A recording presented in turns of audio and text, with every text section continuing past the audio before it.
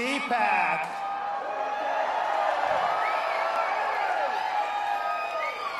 Let me welcome you to the freest state in these United States.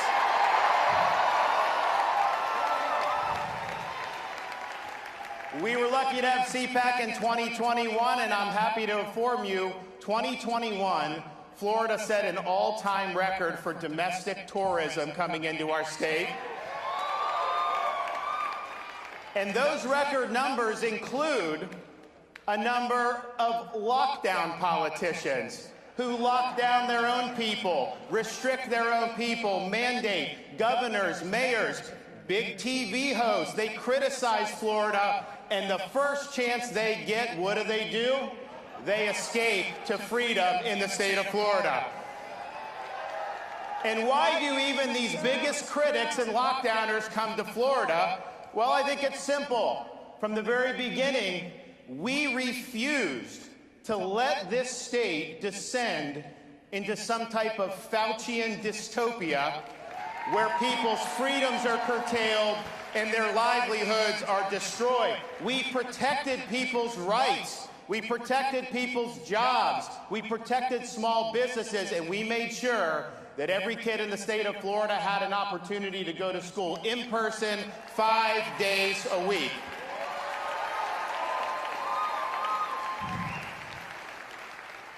In Florida, we reject the biomedical security state, which erodes liberty, harms livelihoods, and divides our society.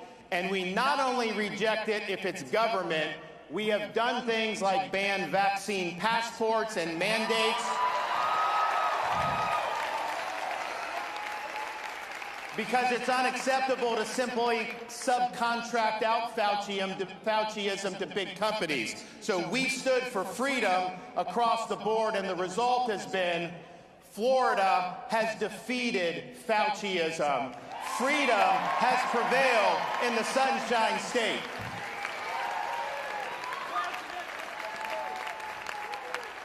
And Florida led when it counted. We led early on when the weight of the world was coming, bearing down on our shoulders. Everything we did, we were taking incoming. I remember the summer of 2020. We had the kids saying, you got to go have the kids in school. The teachers' unions, they would put coffins outside the Department of Education building in Tallahassee. They sued me to close the school. But we stood strong, and part of the reason we stood strong because we understand what it means to be a leader. Not just be a politician that twists in the wind, but be willing to make the tough decisions. I look back at President Eisenhower's farewell address. Many of you remember it because he warned about the military-industrial complex. That was smart. He was right.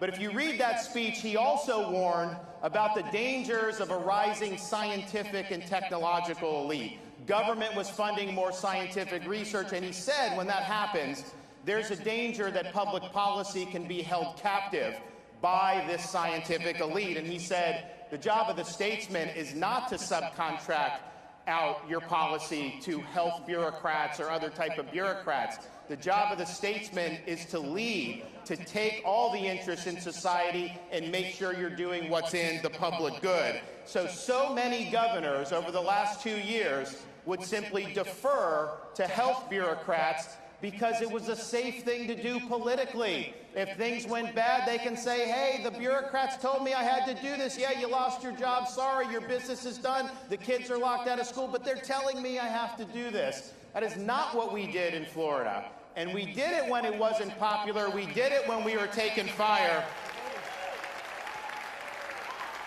And we did it because my duty is to stand up and protect the freedoms and the jobs of the people I represent. And if that puts me in political jeopardy, then so be it. I will stand with them. I'm not going to try to protect my own hide.